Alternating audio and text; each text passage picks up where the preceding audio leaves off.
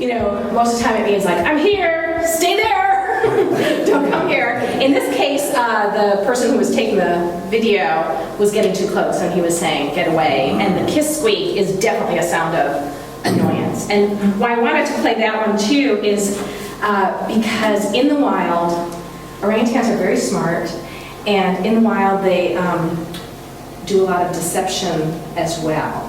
And there's a lot of things both in the wild and what I'm going to talk to you about. I'm going to tell you a lot of stories about orangutan intelligence and ape intelligence.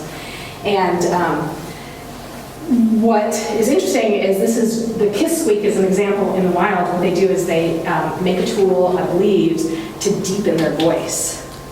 And then they do the kiss squeak to sound basically bigger and more tough. So I just find that sort of interesting, like a little fun fact. But so orangutans, whoops.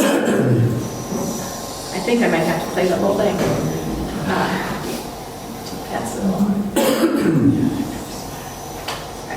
But anyway, orangutans are definitely one of my favorites.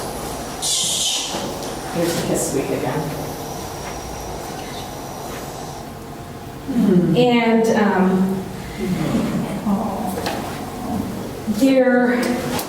I got interested in them actually from writing my book Animal Investigators, which is like a CSI for wildlife that tells 3 true stories of wildlife crime from beginning to end. Wildlife trafficking is a huge business. It's like the 3rd largest black market crime in the world. And so I was researching this book, and one of the things that I learned is that orangutans are in the illegal pet trade. And here's why. Really, really cute. I mean, and they make terrible pets, but people do like them as pets. But even more so, they're threatened by palm oil. And so you might have heard about this, and the palm oil crisis. Basically what happens is orangutans are found in Indonesia and Borneo, and that's exactly where palm oil is. 85% of palm oil comes from Borneo and Malaysia in plantations, and how they make the plantations is they clear forest and put up these palm oil, and the orangutans have nowhere to go, plus it opens up land to capture them for the illegal pet trade, and anyway, so their habitat's being destroyed. I actually have an article coming out probably next week in National Geographic on the palm oil, on some new things which I'll talk about on the palm oil crisis. So these are just some pictures of some of the devastation and what happens when you have these monoculture crops.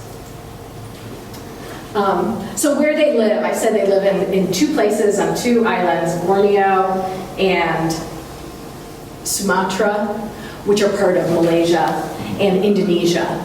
So Sumatra is all Indonesian, and Malaysia is actually 3, and Borneo is actually 3 countries, Malaysia, Indonesia, and Brunei, but Brunei doesn't have any orangutans, and Brunei is just that little bit up at the top. And what's interesting about them is they're actually the only fully arboreal ape. They spend most of their time in trees. The other apes are, can be in trees, but they're terrestrial primarily. And their bodies are really adapted to living in trees. So they have these fully rotational hips, just like our shoulder. And so, so they can obviously swing from trees and whatnot. And they're also the only Asian ape. And the other kind of cool thing is that that they have really long arms. Now, all apes do have long arms. It's basically 1.5 times their body height. I think I have a picture so you can see, compare it to a person. And a full-grown male orangutan is about 4.5 to 5 feet, maybe like this tall. And but his arms would be the same length as an NBA basketball player. So this guy has almost an 8-foot wingspan, and orangutans anywhere from 7 to 9 feet is typical for a male. So just by comparison, and that's just a normal. Anyway, does anybody know the four, excluding us, the four kinds of great apes? Chimpanzee. Chimpanzee. Gorillas. Orangutans and gibbons. And actually, gibbons are, it's an ape, but it's a lesser ape. But bonobo, which is the one on the right, the far right. So it's chimp over on the left, bonobo on the right, orangutan, and gorilla. And what's interesting is that the different apes have really different personalities.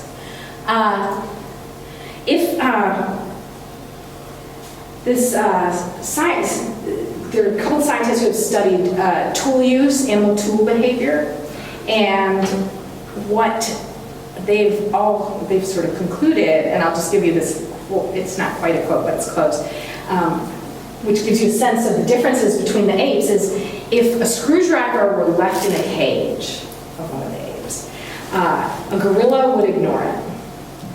A chimpanzee would use it for everything but its intended purpose. He didn't talk about the bonobos on this, but I suspect they'd be too busy socializing, because they're very social. But orangutans would notice it, but ignore it, lest the zookeeper realize his or her mistake. And then when the zookeeper was gone, the orangutan would pick it up and use it to dismantle the cage. And that's typical. And I'll show you this clip between. So you got This is I don't know how many of you have seen Dawn of the Planet of the Apes, the most recent Planet of the Apes movie. And what's interesting is a couple things are interesting about that movie to me. One is it has a cool orangutan, Maurice. And the actor really studied orangutans to get the movements right. This is the movement coach talking about the different types of apes and how he moves differently and what it says about the personality. And I find it very insightful. So here we go. Orangutans, which are very, very economic. There's not a lot of effort with what they do. They're super, super economic and really sort of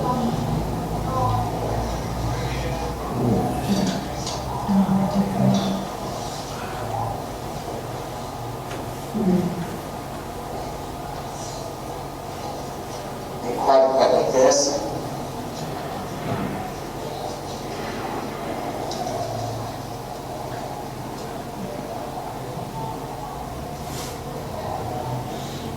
And you have your gorillas that are much more, they like punch the ground. They're very stabby, and they stab the ground, they pull their legs along.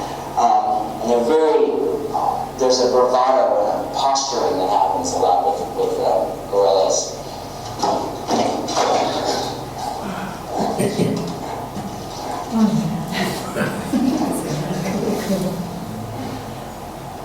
And then the chimps are much more wiry, they're much more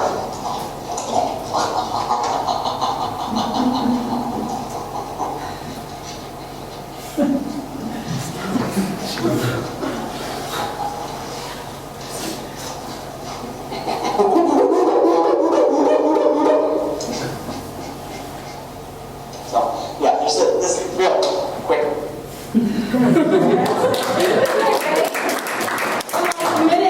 You sort of right away have this sense just in how they move, and it's really true. It's really cool. So, and the difference between, I think, Grace, can you hit that?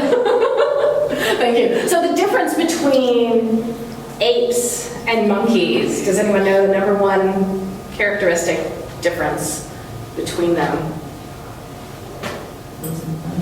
What? Opposing thumbs. Opposing thumbs. Tail. And tail, no tail. The apes don't have tails.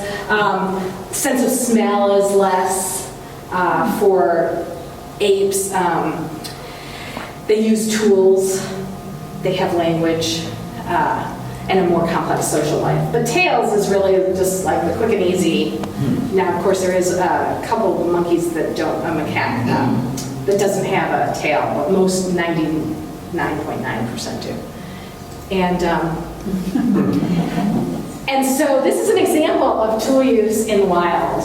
And this, for some reason, I just find this hysterical. Like, the more I learn about the orangutan, the more I really like it. So despite living in a rainforest, guess what they don't like? That's right, rain. They really hate rain, and in the wild, they'll make umbrellas all the time, and every night they build a new nest. Okay, tell me. Ape or monkey? I think monkey. The guy calls him a monkey. So the guy calls him a monkey, but take a look. Tail or no tail? And arboreal? Color? So there's actually been some debate. Is Curious George actually an orangutan? And many people think he is. I personally think he is. I think it was a mistake. And one of the reasons I think so, not just the tail, not just the color, but his characteristic. What do you know about Curious George is he's really curious. And that is a characteristic of orangutans. And so I wrote this book, Orangutan Houdini. I won't read it to you, but I'll flip through some of the pictures. And basically it tells a story about a really special orangutan. And my purpose in writing it actually is to get people just psyched about orangutans by telling a story. And once you start knowing some of these stories and are introduced to some of these individuals, you're more interested in them. So Fu Manchu is this really special individual. He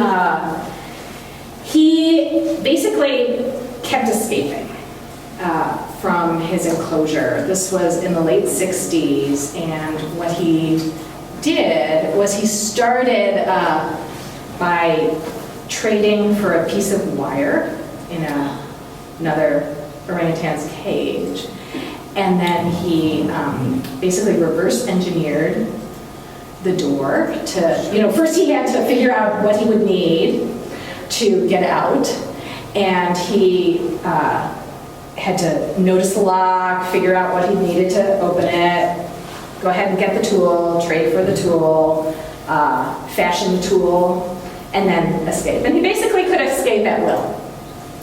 And the zookeeper kept not being able to figure out how he escaped. And finally they actually launched, let's see if I can get to this. Oops. I don't think I can go back, but previous. So they launched an undercover investigation, they spied on him, and discovered that he was opening the door and getting out that way. So then they tried to figure out how he was opening the door. And they couldn't actually figure it out. And eventually they decided to move him to another location, and it turned out he was hiding, I'll give it away because picture book. But they figured out how he was hiding it in his mouth for months and months. And he only let it go when he was moving, and the zookeeper, he told the zookeeper, and he, in real life, he was awarded honorary membership in the American Association of Locksmiths. So, it's a great story. He was special in other ways too. He saved keepers from attacks by other orangutans several times, and he was very smart, very interesting himself. But this book could have actually been written about a number of other orangutans. There was one at San Diego Zoo named Ken Allen. He actually had his own fan club at the zoo, started selling like mugs and t-shirts and stuff, Ken Allen. And he's pretty cool. So he used to escape sort of at will and hang out with the tourists. And so they too launched an undercover investigation, although he never escaped when they were undercover because he always recognized them. They disguised themselves as tourists, and they had fake tourists. He always knew it. So anyway, they did stop him escaping eventually. They hired these Swiss mountain climbers to figure out every handhold and stuff. And it's actually unclear whether they figured it all out or he just decided, you know what? So it's a little unclear. Another cool this ape is at Zoo Atlanta, and he was raised by humans doing language experiments. And PBS just had a special that featured Chantec. And so he can sign, and he actually considers himself an orang human. He calls himself orang humans. And they eventually moved him over to Zoo Atlanta because he would, for a number of reasons. And anyway, so he's with other orangutans now, but he doesn't actually like them. He thinks of them as orang dogs. So it's just sort of interesting. He looks like he could be in the Grateful Dead. Yeah, I mean, like the male orangutans are like yetis. And this is one of my favorites. I've met AZ. AZ is really special. AZ's been working with this guy, Rob Shoemaker, for over 35 years or so. Used to be at the Smithsonian, something called the think tank. He's been doing a lot of language. Experiments isn't the right word. Sort of figuring out language. And so I'm going to show you one more video, because videos are always fun. And this is Rob and AZ.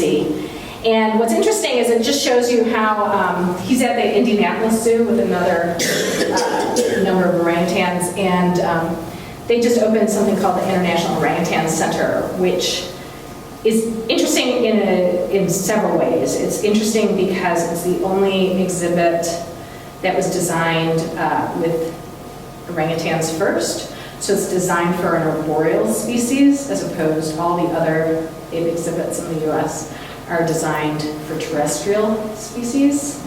And the other thing is it allows humans to interact with the orangutans so that you can interact and solve challenges together. And then the prizes or treats for winning, for solving it appropriately, then the orangutans can decide whether to save it and build up treats, to buy something bigger, and they have these vending machines that they can buy something later, and they can trade, and they can give it to you. So it's just interesting. And the other thing is, scientifically, they're also, and so it's actually useful for the apes because they get bored, so this allows them to be challenged in different ways. It's great because people can see how interesting and intellectual they are. And then it's also designed, it's the only place where you can have more than one adult male. So in the wild, orangutans aren't very well studied because they're hard to study. And one thinks about female choice. And in zoos, the males always have the choice because you can't have more than one dominant male, but in this facility you can have 4 adult dominant males, and then the females can decide. And so they don't know what's going to happen, but they're going to have an opportunity to choose, which equal rights. Anyway, so let's see if I can get this moving. AZ is so clever that he can communicate with Rob using a new language system devised specially for orangutans. Let's start with an example from the vocabulary. This is the symbol for apple. And you'll notice that it starts with a rectangle on the outside or the exterior, and all food symbols start with a rectangle. You notice there's a diagonal line going from corner to corner and a dot right in the center. That is the only symbol that will ever look that way, and that's the only name we'll ever have for apple. And one thing I want you to notice in this little clip is that Rob is when he talks to AZ, he's using regular language, and I know when I met him, AZ clearly understood everything. Just like a toddler might not be able to speak, orangutans don't have vocal cords, so they can't make the human sounds, but they obviously can sign, they obviously can communicate through touch screens, and they clearly understand, just like a toddler maybe can't say sentences and speak, but can clearly, understand. Right on cue, in swings the star of the show. Want to start with these? Okay, we're set up. So you ready to go? There you go, perfect. Good. Rob uses an intercom system to talk to AZ through the glass. So what we're going to do is name this food, which is an apple. Ready? Okay. And he tells me when he's ready to go. I'll just give a little tap on the glass. He's ready for the next question. You're doing good. I know. Okay, that's good. Now watch carefully, okay? I'm going to ask him to find the name for apple on his screen. Perfect. Good job. Good, AZ. That was exactly right. And for AZ, that's a very simple screen at this point. He can work with screens that are actually much more complex, and I'll go ahead and ask him to use one of the more complicated screens now. Same food again is okay, good. Now, I'm going to show him a very complicated screen. Good. Very good. Very good.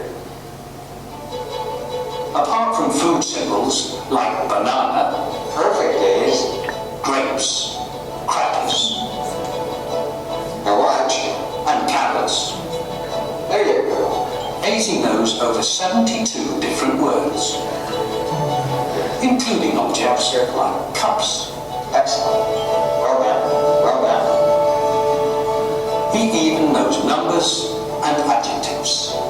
But perhaps the most surprising language skill is that AZ can use verbs and commands.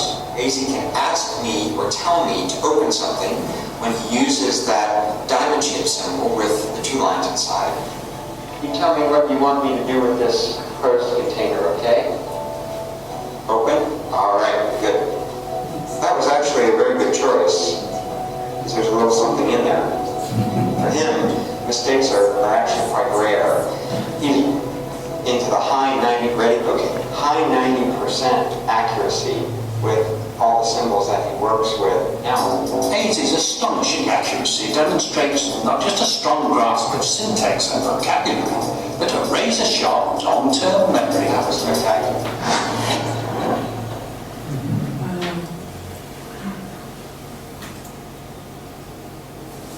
Grace, could I have you hit that again? Thanks.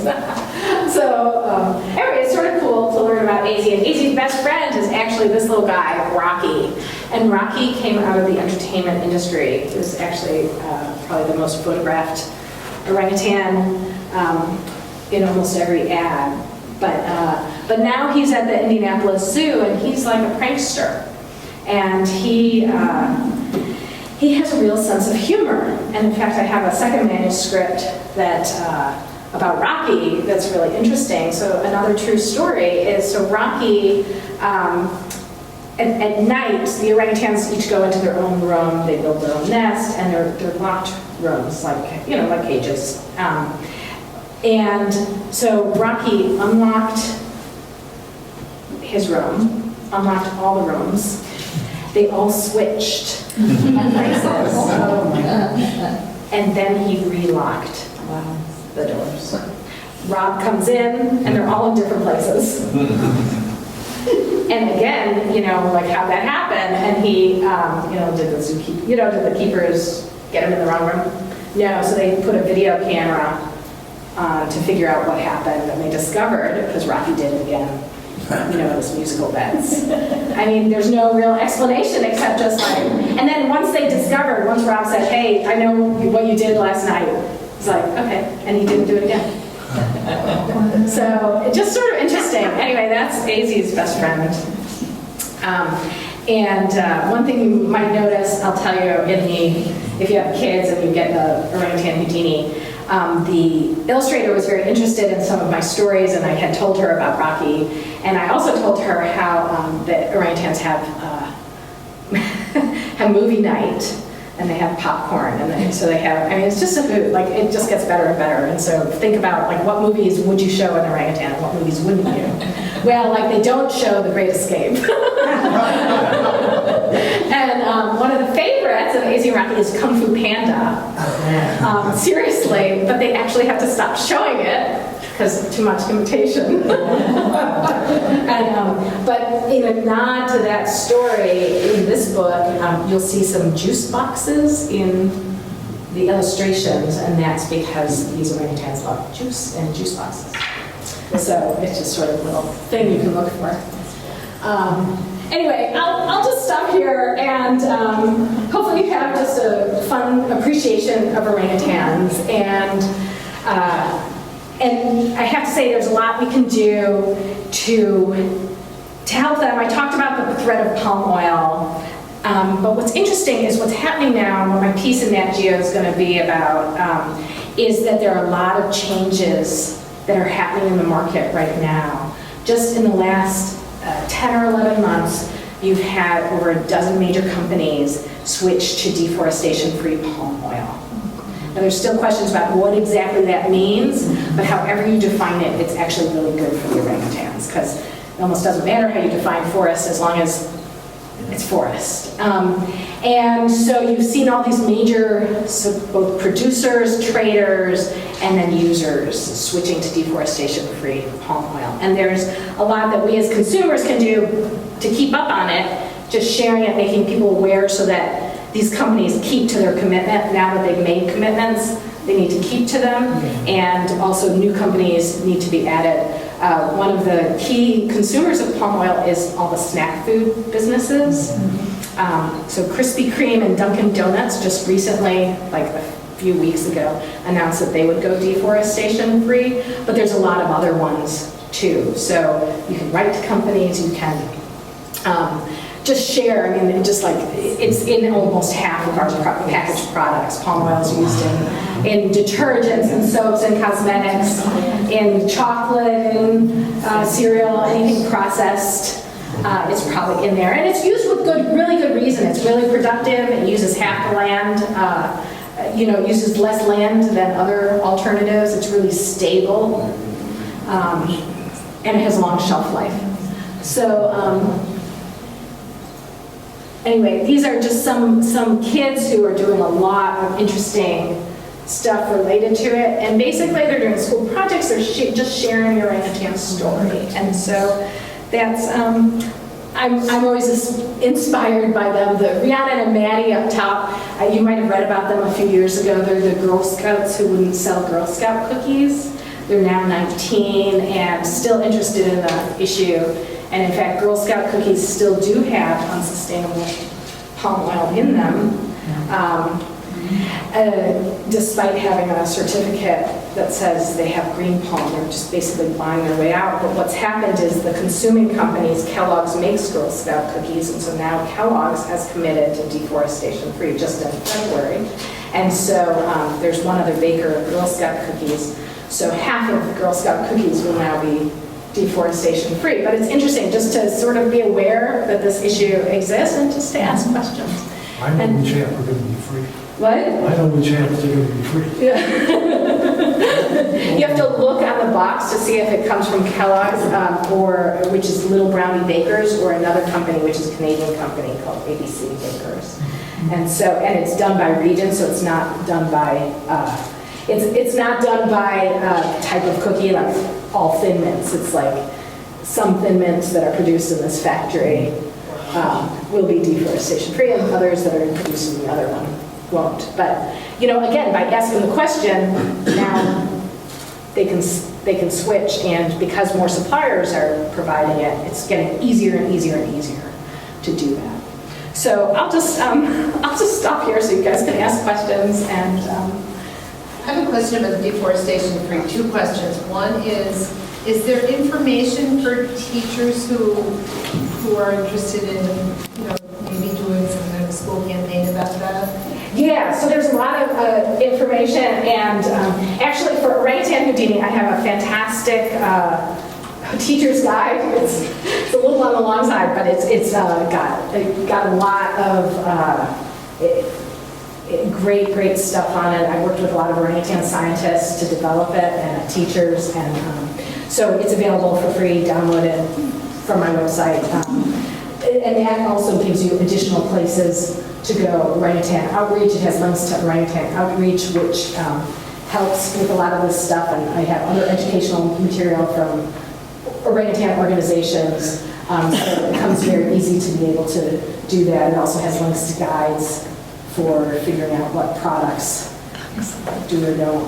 And question number two that I had was, is there an overseeing organization with this deforestation-free palm oil, or is this a voluntary commitment? So the question is there like an overarching organization that oversees the deforestation-free palm oil? And so what's interesting about palm oil is it's really a confusing issue. And which is why it's taking me forever to write this Nat Geo piece. But basically, the short version is it's not even, this is the short version and it's not going to be short. It's confusing for a number of reasons. One is palm oil is palm oil.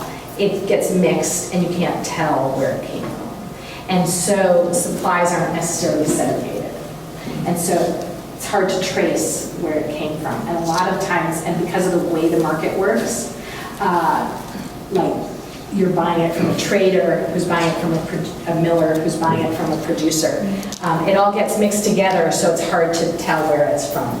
And there's a roundtable, it's called RSPO, Roundtable for Sustainable Palm Oil.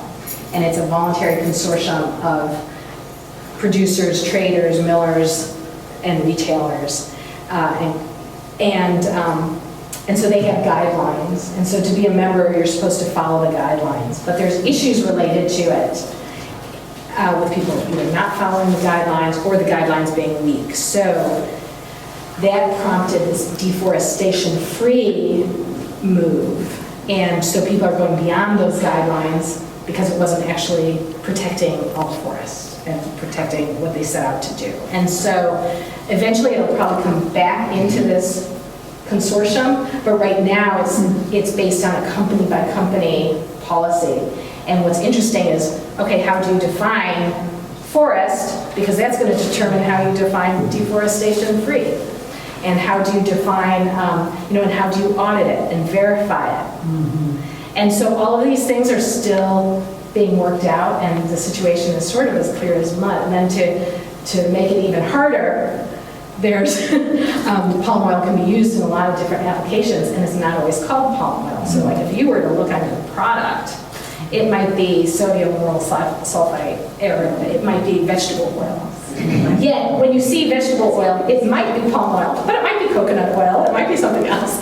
So it's really hard to determine both as a consumer and as not. So it's why the companies need to sort of take responsibility, and it's why when traders take responsibility, that actually helps a lot. And so all these things, in the next year or two, it's probably going to shake out a lot more clearly, and my Nat Geo piece actually will outline all of those issues, probably more than you wanted.